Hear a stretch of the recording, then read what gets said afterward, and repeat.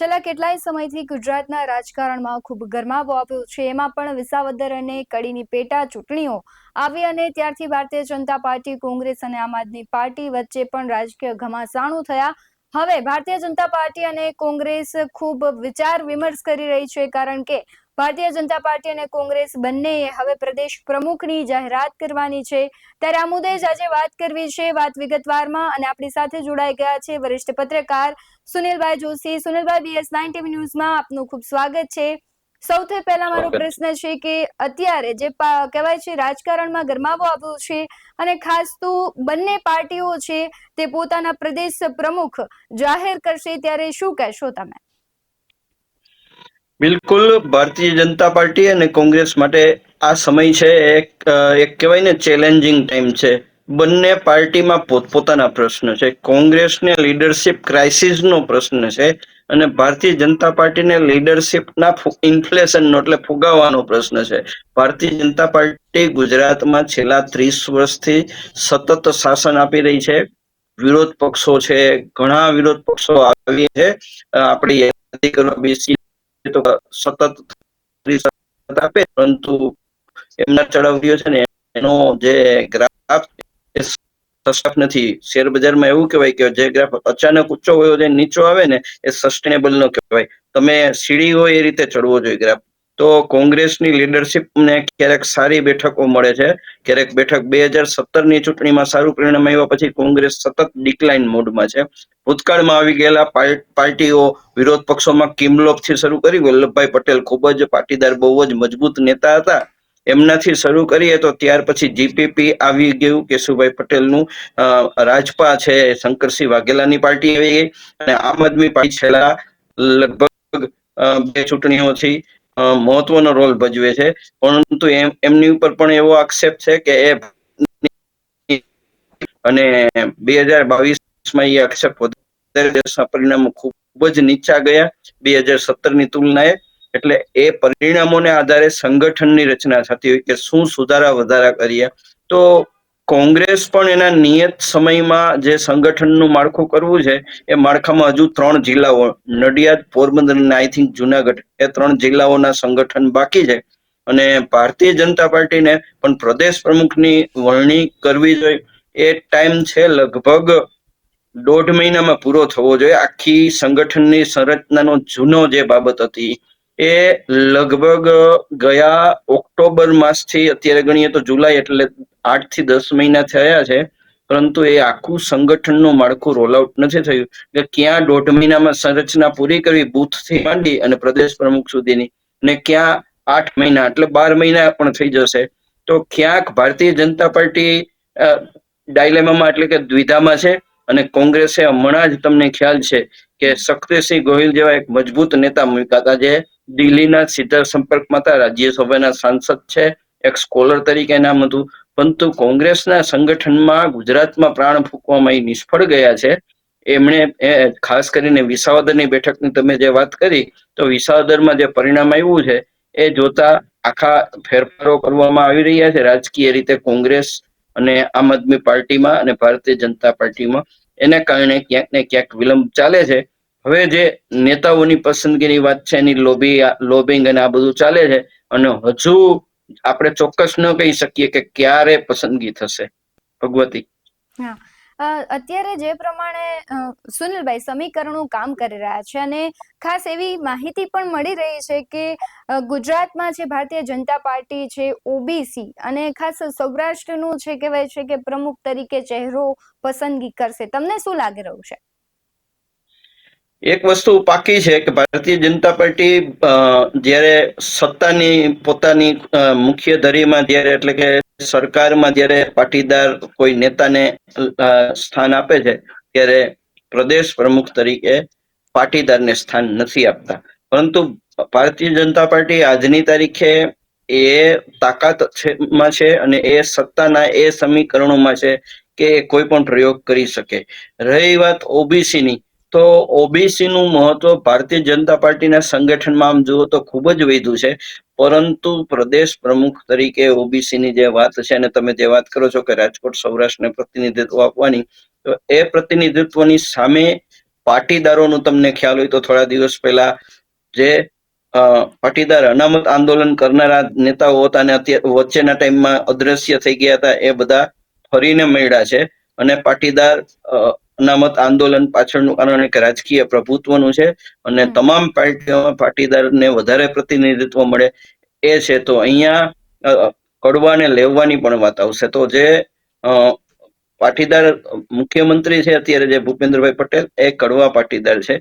તો લેવા પાટીદાર માટે પડદા પાછળ પ્રદેશમાં પ્રમુખ અથવા મહામંત્રી કે કોઈ મોટા પદ માટેની પણ એક આંતર પ્રવાહ ચાલે છે, જે હું તમારી ધ્યાન ઉપર મૂકી દઉં અને આપણા દર્શકોના ધ્યાન ઉપર મૂકી દઉં. પરંતુ બને છે એવું કે કોઈ બીજી એટલે ઓબીસીમાં પણ એક કોઈ જ્ઞાતિ નથી હોતી. ઓબીસીમાં 27 પેટા બીજી જ્ઞાતિઓ પણ આવે છે, એટલે એમાં કોઈ એક જ્ઞાતિ ન મળે. તમને ખ્યાલ હોય કે હમણાં કોળી સમાજ દ્વારા પણ આ બાબતે પોતાના નેતાને આગળ કરવા માટેની ચળવળ શરૂ થઈ છે. એટલે આંતર પ્રભાવો એવા છે કે ભારતીય જનતા પાર્ટી શું કરે, ભારતીય જનતા પાર્ટીની હાઈકમાન્ડ ધારે ને એ અત્યારે થઈ શકે એવું વાતાવરણ છે. એટલે બાબતો બને છે એ જોઈ, પરંતુ બંને જગ્યાએ બંનેના પોતપોતાના પડકારો છે. સુનિલભાઈ, જે પ્રમાણે તમે હાઈકમાન્ડની વાત કરી, ખાસ એક કહેવાય છે કે ગુજરાત હોય કે ગમે ત્યાં ઇલેક્શન કરતા સિલેક્શન ખૂબ મહત્વનું છે ભારતીય જનતા પાર્ટી માટે. એટલે તમને શું લાગી રહ્યું છે કે કયા નેતાને અથવા કયા ઉમેદવારને કહેવાય છે કે ગુજરાતની કમાન હાથમાં સિલેક્શન કરાશે અને એનું નામ સિલેક્ટ થશે અને કોને સોંપાશે સત્તા? ભગવતી, નામની ધારણાઓ કરવી એ ખોટું છે. કારણ કે ભૂતકાળમાં આપણે વાત કરીએ તો ભારતીય જનતા પાર્ટીએ CR પાટીલનું નામ કોઈ ધારણામાં નહોતું ને એ પ્રદેશ પ્રમુખ બની. RC ફળદુ છે એ પ્રદેશ પ્રમુખ બની ચૂક્યા છે. ભૂતકાળમાં પરસોત્તમભાઈ જે રૂપાલા છે એ પણ પ્રદેશ પ્રમુખ બની ચૂક્યા છે. તો ભારતીય જનતા પાર્ટીની બાબતમાં ધારણા કરવામાં ખોટા પડવાનું વધારે જાય કે કોઈ વ્યક્તિ, પરંતુ આપણે એવું કહી શકીએ કે કયા નામ ચર્ચાઓમાં છે ને એમાં કયા નામ છે. તો એમાં થોડું એવું છે કે કોંગ્રેસ શું કરે છે અને ભારતીય જનતા પાર્ટી શું કરે છે, એકબીજા ઉપર મીટ માંડીને બેઠા છે. મને લાગે છે શક્તિસિંહે જે રાજીનામું આપ્યું છે એમાં ભલે કારણ ગોપાલ ઇટાલિયા ઇલેક્શનમાં વિજય થયો આમ આદમી પાર્ટીનો, એ હોય, ત્યાં પણ ભારતીય જનતા પાર્ટીને બેઠક મળી એ હોય. પરંતુ મને એવું લાગે છે કે પ્રદેશ કોંગ્રેસનું માળખું બદલાવવું હોય તો એક બહુમતી જ્ઞાતિના કોઈ પ્રમુખ મૂકવા પડે. એટલે એ બહુમતી જ્ઞાતિમાં પાટીદારોનું વાત આવે છે. અને તમને ખ્યાલ હશે કે એક પરેશ ધાનાણીનું નામ ચાલે છે, એક વિજયભાઈ ઠુમ્મરનું નામ ચાલે છે. એવી રીતે ઓબીસી માંથી પણ ગેનીબેનનું પણ નામ ચાલે છે અને બીજા 3-4 નામો છે એ પણ ચાલે છે. એવી રીતે ભારતીય જનતા પાર્ટીમાં નામ તો શું છે, લોબીમાંથી બધા મીડિયા સુધી વહેતા કરતા હોય છે. પરંતુ ભારતીય જનતા પાર્ટીમાં અત્યારે જે રીતે મહામંત્રી પદનું મહત્વ છે ને એ પ્રમાણે પ્રદેશ પ્રમુખ થઈ જાય તો જે સંઘ નિયુક્ત મહામંત્રી હોય છે ને, એટલે રત્નાકર જેની હું વાત કરું છું, તો એ CR પાટીલ અત્યારે દિલ્હી છે તો પણ ગુજરાતનો જે સંગઠનનું કામ છે એ ચાલે જ છે. તો હવે વાત એવી છે કે બીજી લગભગ દર અઠવાડિયે સૌરાષ્ટ્રમાંથી પૂર્વ ધારાસભ્યો, મેયરો, પૂર્વ મેયરો અને પૂર્વ કોર્પોરેટરો અને પૂર્વ પદાધિકારીઓ ત્યાં ભારતીય જનતા પાર્ટીના કમલમ કાર્યાલયે સતત રજૂઆત કરવા જાય છે કે ભાઈ હવે નો રિપીટ. અને એક જૂથે, ખાસ કરીને ફરિયાદી છે કે એક જૂથે રાજકોટ સૌરાષ્ટ્રમાં અને ત્યાંથી ચેનલ ગુજરાત સુધી જાય છે. જે થોડી વાર પહેલા આપણે વાત થઈ કે સિલેક્શનની, તો 3 થી 4 જણા છે એ રાજકોટથી સૌરાષ્ટ્રથી માંડી અને ગાંધીનગર કે દિલ્હી સુધીનું સંકલન કરે છે. તો એની બદલે હવે એ પક્ષને, સંગઠન જે છે એ એટલી હદે ખરાબ થઈ ગયું છે તો બીજા લોકોને સ્થાન મળે ને સત્તામાં બધાને ભાગીદારી મળે. કોઈ ચોક્કસ 4-5 વ્યક્તિઓ છે એ આ ન કરે એ વાત થઈ છે. અને એના અનુસંધાને વડાપ્રધાન સુધી પત્ર લખાયાની પણ વાત છે. એ એક વાત નવી છે. હું ભારતીય જનતા પાર્ટીમાં ધારણા એટલે નહીં કરું કે ભારતીય જનતા પાર્ટી કદાચ કોંગ્રેસ શું કરે છે એના ઉપર આધારિત હશે. તો જે નામની આપણે ધારણા કરીએ ને તો મને લાગે છે કે વહેલું થઈ જશે. જી સુનિલભાઈ, ખાસ એક વસ્તુ છે કે ભારતીય જનતા પાર્ટીના આમ જોઈએ ને તો સત્તામાં જે કાર્યકર્તાઓથી લઈને જે સત્તામાં બેઠા છે ત્યારે 70% લોકો નારાજ હોય તેવું લાગી રહ્યું છે. એટલે તેની લીધે આટલી ગળમથલ કરે છે ભારતીય જનતા પાર્ટી કે પછી કોંગ્રેસના પ્રમુખ જાહેર થયા બાદ તે કહેવાય છે કે તેના લેવલનો કહેવાય પ્રમુખ મૂકશે. તમને શું લાગી રહ્યું છે? સૌથી બંને પાસાઓમાંથી મહત્વનો પાસા તમને કઈ લાગી રહ્યા છે? બંને પાસા હું 1 ને 2 નંબર દીધો. પહેલું પાસું એ છે કે ભારતીય જનતા પાર્ટીને વિરોધ પક્ષનો ડર હોય એવું નથી. ભારતીય જનતા પાર્ટી જે બહુમત 156 થી વધારે ધારાસભ્યોની, એટલે એમાં કોઈ ડરવા જેવી બાબત નથી. બીજું, કેન્દ્રથી ગુજરાત સુધી બધે જ અત્યારે ભારતીય જનતા પાર્ટીનું શાસન છે. છેલ્લે ચૂંટણીઓ થઈ તો મહારાષ્ટ્ર જેવું બહુ જટિલ અને ચેલેન્જિંગ રાજ્ય કહેવાય, એ પણ ભારતીય જનતા પાર્ટીના ઘોડામાં આવી ગયું છે. એ ઉપરાંત તમને ઉત્તરાંચલને જે તમને ખ્યાલ છે, હરિયાણા ને એના પરિણામો પણ છે, એ બધા ભારતીય જનતા પાર્ટી. તો ભારતીય જનતા પાર્ટીને પાર્ટી વિધિન કાર્યકરોને જયારે સત્તાનો એકદમ જેને કહેવાય ને ટોપ કહેવાય, ફજર ફાડકો જયારે ટોચ ઉપર પહોંચે ને ત્યારે પછી એને આગળ વધવાના સેચ્યુરેશન પોઈન્ટ આવે, પછી એને નીચું ઉતરવાનું હોય. તો સત્તામાં ભાગીદારી નથી થઈ ને જે લોકોની, અને ટેકન ફોર ગ્રાન્ટેડ આખી પાર્ટીને લેવાની, અને કોંગ્રેસમાંથી અને વિરોધ પક્ષોમાંથી મન ફાવે એમ જેટલા ધારાસભ્યો કે બીજા નેતાઓને લીધા ને, આપણે અર્જુનભાઈ મોઢવાડિયા સહિતનું, જવાહર ચાવડા સહિતનું આપણે ભૂલવું ન જોઈએ, ભૂપત ભયાણી સહિતનું, અને આ બાજુ જામનગરમાંથી પેલા ભાઈ આપણા દ્રોડ વાળા છે, એટલે એ બધાને જે લીધા છે ને, તો એ બધાનો આખો એક છે ને, એની સામે બેકલેસ તો છે પાર્ટીમાં. પણ ભાજપને કાર્યકરો અને જૂના નેતાઓ, જૂના જોગીઓ, જે મેં તમને કીધું કે 35 થી વધારે નેતાઓએ રત્નાકરજીને રજૂઆત કરી છે, પણ એની રજૂઆતનું કોઈ આમ જેને કહે ને પડઘો નથી પડ્યો. અને એનું કારણ એ છે કે અત્યારે ભારતીય જનતા પાર્ટીના ટોચ ઉપર છે, અને જે પાર્ટીમાં બેઠાલા છે એ નવી પાર્ટી કરે તો તમે જોઈ લીધું ભૂતકાળમાં કેશુભાઈ પટેલ થી શંકરસિંહ સુધીની હાલત. એટલે એ સંજોગોમાં એ કેવા રાજકીય ત્રિપેટે વન વે સ્ટ્રીટમાં છે. એમને પાછું વળવું હોય તો યુટર્ન જ લેવો પડે એમ છે, બીજે કઈ જવા માટે એમની પાસે વિકલ્પ નથી. નવા સંગઠનો જે રચવાના ભૂતકાળ ચિમનભાઈ પટેલ થી શંકરસિંહે કર્યા હતા, એવા કોઈ નેતાઓ નથી. એટલે આખી સ્થિતિ એવી છે કે હવે મતદારો કા એનો નિર્ણય આપશે અને કા પાર્ટીના કાર્યકરો આપશે, અને એના માટેનું વિસાવદર બેસ્ટ ઉદાહરણ કહેવાય છે. વિસાવદરમાં ભારતીય જનતા 40 સ્ટાર કેમ્પેનરનું આખું પેલું જૂથ ઉતાર્યું, અને જુદા જુદા ગુજરાતમાંથી કાર્યકરોને બોલાવીને 144 કે 154 ગામડાઓની જવાબદારી સોંપાણી હતી, છતાં પણ ગોપાલ ઇટાલિયા હતા. એટલે આ સંજોગો છે વિશે ચેતવણી પાર્ટીના જે કાર્યકરો છે અત્યારે આપી રહ્યા છે, અને એ પેલી વસ્તુ છે કે બહાર આવ્યા છે. એટલે એ બહાર આવવાની, આનંદથી આગળ એનો ટોલરન્સ પોઈન્ટ પૂરો થશે તો એ આવશે. પાર્ટી હવે જે કોઈ પણ પ્રમુખને પસંદ કરે છે ત્યારે રિસ્ક લઈને આ જે જૂની સિસ્ટમ છે, ABCD 4-5 નેતાઓ વચ્ચે બધું ચલાવવાનું, એક જિલ્લાનો પ્રમુખ એક છે ત્યાંથી હાઈકમાન્ડ નક્કી કરે, એક શહેરનો પ્રમુખ નક્કી કરે, પછી એક સૌરાષ્ટ્ર આખું જોવે, એ 3-4 નેતાઓ છે, અને બાકી મહાનગરપાલિકાઓના એક જે નેતાઓ હોય કે જેને સંકલન જેવો શબ્દ આપે છે, કે પાર્ટીની બધી બાબત જોવે. અને પાર્ટીના સિનિયર નેતાઓને પણ નથી ખબર હોતી કે નથી એને વિશ્વાસમાં લેવામાં આવતા, એ સ્થિતિ છે. એટલે એવા સંજોગોમાં મને લાગે છે કે ડર નથી, પરંતુ જેને કહેવાય ને કે નિર્ણય તો વિલંબમાં છે, અને દ્વિધા એની જ છે કે આટલો બધો આંતરિક વિરોધ છે એની વચ્ચે કરશું, અને મહાનગરપાલિકાઓની નગરપાલિકાઓની ચૂંટણી આવશે તો એની પરિણામ ઉપર જો એવી અસર થાય તો 25 વર્ષ પહેલા ગુજરાતમાં એક વખત ઝટકો મળ્યો છે, અને કોંગ્રેસમાં સાંજે જે વ્યક્તિને ન ખબર હોય એવા વિસ્તારના કોઈ કાર્યકર છે એને ફોર્મ ભરાયું હતું, અને બીજા દિવસે ત્યારે મનોહરસિંહ જાડેજા કોંગ્રેસ સંભાળતા હતા રાજકોટમાં, અને બીજા દિવસે એ લોકોએ ચૂંટણી લડવાનું શરૂ કર્યું હતું. પરિણામ આવ્યું તો આશ્ચર્યજનક રીતે ભારતીય જનતા પાર્ટી હારી ગઈ હતી, અને અજાણ્યા લોકો છે મેયર, ડેપ્યુટી મેયર, જેને નામ ન સાંભળ્યું એવી પદ ઉપર આવી ગયા હતા. જે નેતાઓ છે વોર્ડ લેવલના નેતાઓ હતા, એમને પણ પદ મળ્યા હતા. એટલે પ્રજા જયારે ઈચ્છશે ત્યારે આવું પરિણામ આવશે. પરંતુ અત્યારે ભારતીય જનતા પાર્ટીની એટલી ખરાબ સ્થિતિ નથી, પરંતુ આંતરિક અસંતોષના કારણે આ દ્વિધા થઈ હોય. જે કામ સંગઠનમાં એ 8 મહિના લે ને, હવે હમણાં તો એવું ને એવું ચાલશે તો વરસ થઈ જશે. તો એ એક બાબત આપણે નોંધવા જેવી રહી.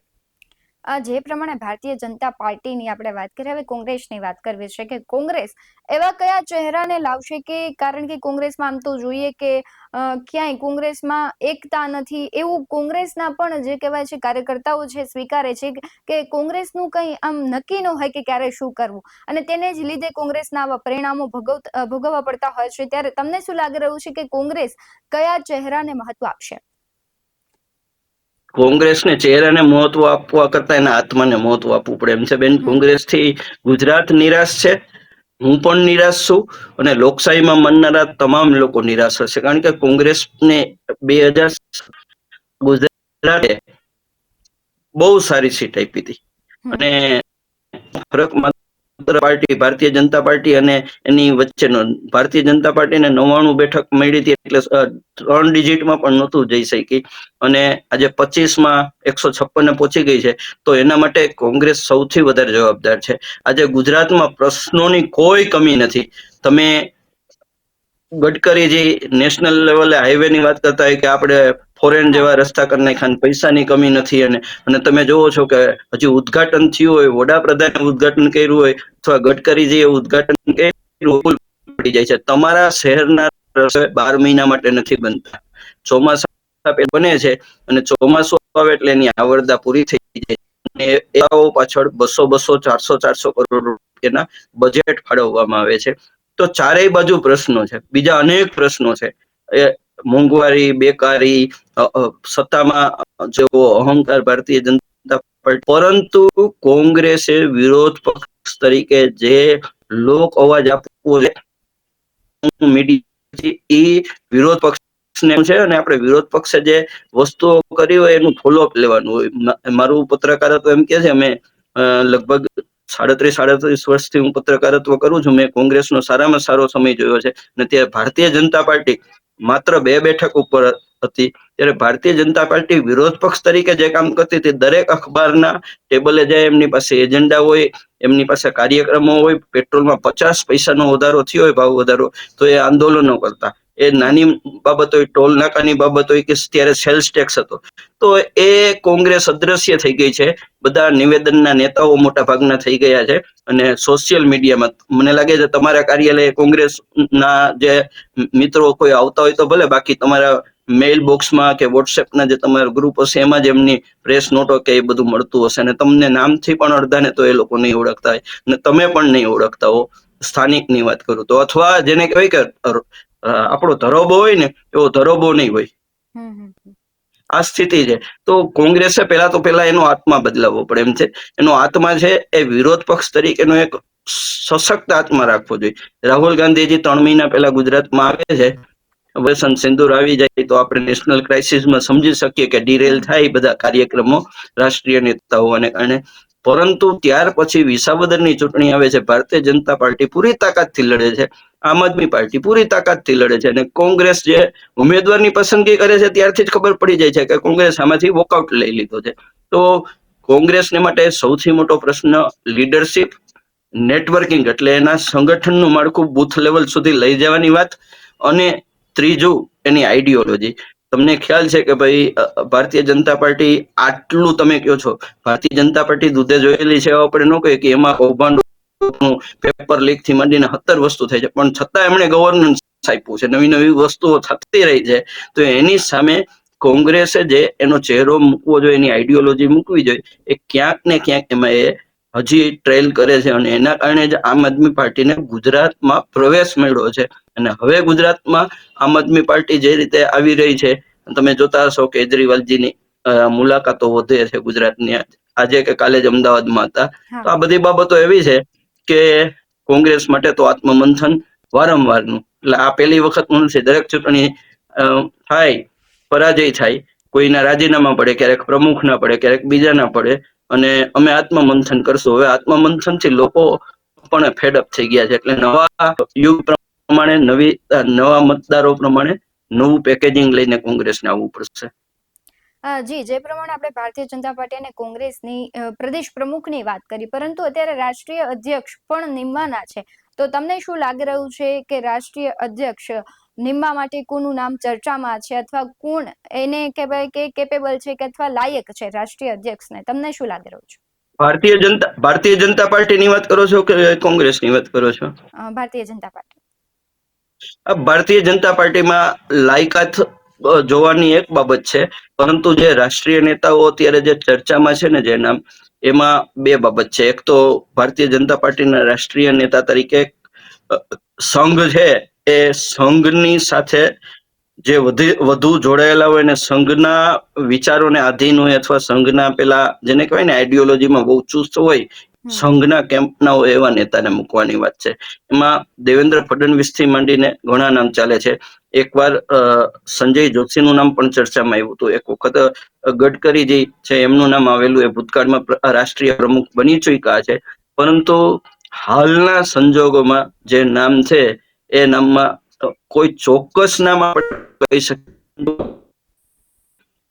અમિત શાહ અને નરેન્દ્ર મોદી એટલે વડાપ્રધાન અને ગૃહમંત્રી છે એ નક્કી કરશે અને સંઘ એને એપ્રુવલ કરશે, એ નામ આવે એવો માહોલ છે. પરંતુ રાષ્ટ્રીય જે અત્યારે આંતરરાષ્ટ્રીય બાબતો છે એના કારણે એ થોડો એમાં પણ વિલંબ થયો છે. અને બીજું, બધા પ્રદેશ પ્રમુખોની નિયુક્તિ કદાચ થઈ જાય એ પછી પણ આ કામ હાથમાં લેવાય અને પસંદગીનું કામ હાથમાં લેવું એવું હોય છે. અને ભારતીય જનતા પાર્ટીમાં મેં કીધું એમ આમ જુઓ તો એક તો કેબિનેટમાં પણ વિસ્તરણની વાતો ચાલે છે અને સંગઠનમાં પણ આ માળખામાં ફેરફાર છે. પરંતુ અત્યારે સ્ટેટસ કોની સ્થિતિ છે જે છે એનાથી ચલાવવું, કારણ કે નવું મૂકવાથી નવો વિવાદ થાય છે અને પક્ષમાં જ નવા વિરોધીઓ વધે છે. એવા વાતાવરણ વચ્ચે આ નિર્ણય કંઈક કોઈ પણ સંજોગોમાં થોડો ધીમો ચાલે છે. સુનિલભાઈ, જે પ્રમાણે આપણે કેબિનેટ ની વાત કરી, તો ખાસ એક પ્રશ્ન એ છે કે વિસાવદરની જ્યારે પેટા ચૂંટણી હતી ત્યારે જયેશ રાદડિયાને એવી ચર્ચાઓ થઈ રહી હતી કે જો ભારતીય જનતા પાર્ટી વિસાવદરમાં જીતે છે તો જયેશ રાદડિયાને કહેવાય છે કે મંત્રી તરીકેનું પદ મળશે, પરંતુ હવે તો તેમનું પદ પણ ખતરામાં છે. શું લાગી રહ્યું છે કે જયેશ રાદડિયા છે તેને મંત્રી પદ મળશે કે પછી તેમને જે પદ છે તે યથાવત રહેશે, ધારાસભ્ય તરીકે જ તેમને કામ કરવું પડશે? ભગવતી, એમાં છે ને જે આંતર પ્રવાહોમાં વાત થાય છે ને એમાં ભારતીય જનતા પાર્ટી હવે છેલ્લા 30 વર્ષથી શાસન કરે છે અને કાર્યકરો, અગ્રણીઓ, નેતાઓ જેમને નથી મળ્યો ને કોઈ પદ કે કોઈ વસ્તુઓ કે પાવર નથી મળ્યો ને સીધો કે આડકતરો સંગઠનમાં અથવા સરકારમાં, એવો એક મોટો અસંતુષ્ટ વર્ગ થઈ ગયો. એટલે એક અંદર ખાને એવો મેસેજ ચાલે છે કે જયેશ રાદડિયાએ સહકારી રાજકારણમાં એમનું ધાયરું કર્યું. એટલે કે કેન્દ્રનું જે આપણે ચૂંટણી થઈ દિલીપભાઈ સંઘાણીને હવે જે ગુજકોમાં સોલવાડવું ને થયું ત્યારે એમણે એ પદ મેળવીને રહ્યા. રાજકોટ જિલ્લા સહકારી બેંકના છે. રાજકોટ જિલ્લાના આખા સહકારી ક્ષેત્રમાં એ સૌથી વધારે પ્રભુત્વ ધરાવતી વ્યક્તિ છે. રાજકોટ ડેરી પણ એમની પાસે છે, રાજકોટ જિલ્લા સંઘ પણ એમની પાસે છે, રાજકોટ જિલ્લા બેંક પણ એમની પાસે છે. તમામ એમના પ્રભુત્વ હેઠળ છે. એટલે પાર્ટીમાંથી એક લાઈન એવી જે નેતાગીરીની ચાલે છે ને એમ કે છે કે ભાઈ હવે પાવર ડેલિગેટ કરો તો બીજાને પણ, બીજા અગ્રણીઓ છે એમને પણ આગળ કામ કરવાનું પ્રોત્સાહન રહે અને એમના જે આખી સમર્થકો છે એનું કામ આગળ ચાલે. એટલે જયેશભાઈ રાદડિયા એ જ્યારથી કેબિનેટ મંત્રી તરીકેથી જેને એમને છૂટા કર્યા કે એમને મુક્ત કર્યા ત્યારથી આજ સુધીમાં જયેશભાઈ રાદડિયાનું નામ અનેક વખત આવે છે, પણ પક્ષ તરફથી ક્યારેય ઈશારો નથી થયો. અને જુનાગઢ જિલ્લા બેંકનું એ લગભગ મીડિયામાં આવ્યું છે, પણ ભારતીય જનતા પાર્ટી પોતાના કોઈ પ્રવક્તાએ કે પોતાના પ્રદેશ પ્રમુખ કે રાષ્ટ્રીય પ્રમુખે નથી કીધું કે જયેશ રાદડિયાએ આ ચૂંટણીનું આ પરિણામ લાવી દે તો અમે એમને કેબિનેટમાં લઈ લઈશું. આ બધી અને અટકળો ઈફ એન્ડ બટ એટલે જો અને તો વચ્ચેની છે. પરંતુ હું માનું છું કે સત્તાનું વિકેન્દ્રીકરણ થશે અને જો જયેશ રાદડિયાને ફરીને કેબિનેટમાં લેવામાં આવે તો બાકી કેબિનેટમાંથી પડતા મૂકેલા કે સરકારના રાજ્ય કક્ષાના મંત્રીઓ કે પદ ઉપરથી પડતા મુકાયેલા નેતાઓ અને એના વિસ્તારોમાં પણ એના રિફર્કેશન થાય અને એના કારણે સરકાર પેન્ડોરા બોક્સ ન ખોલે એવું મારું માનવું છે. જી સુનિલભાઈ, આપ જોડાયા તે બદલ ખૂબ ખૂબ આભાર આપનો. જે પ્રમાણે વરિષ્ઠ પત્રકાર સુનિલ જોશીએ કહ્યું અને જે અટકળો છે તે ઉપરથી લાગી રહ્યું છે કે આમ પણ ભારતીય જનતા પાર્ટી છે આખરી સમયે દાવ રમતી હોય છે અને ઉમેદવારના નામ જાહેર કરતી હોય છે. તે પ્રમાણે લાગી રહ્યું છે કે પ્રદેશ પ્રમુખનું નામ પણ કોંગ્રેસ જ્યારે જાહેર કરશે ત્યારબાદ જ જાહેર કરે તેવું લાગી રહ્યું છે. તમને શું લાગી રહ્યું છે કે ગુજરાતમાં કોંગ્રેસ અને ભારતીય જનતા પાર્ટીમાં કોણ પ્રદેશ પ્રમુખ બનશે? કમેન્ટ બોક્સમાં જરૂરથી જણાવજો. હાલ વાત વિગતવારમાં બસ આટલું જ. આવા જ વધુ અહેવાલો સાથે ફરી મળતા રહીશું. તમે અમારી યુટ્યુબ ચેનલને સબસ્ક્રાઇબ કરવાનું, અમને ફેસબુક અને ઇન્સ્ટાગ્રામ પર ફોલો કરવાનું ભૂલશો નહીં. બાકી અવનવી અપડેટ્સ મેળવવા માટે આપ જોતા રહો BS9 TV ન્યૂઝ. નમસ્કાર.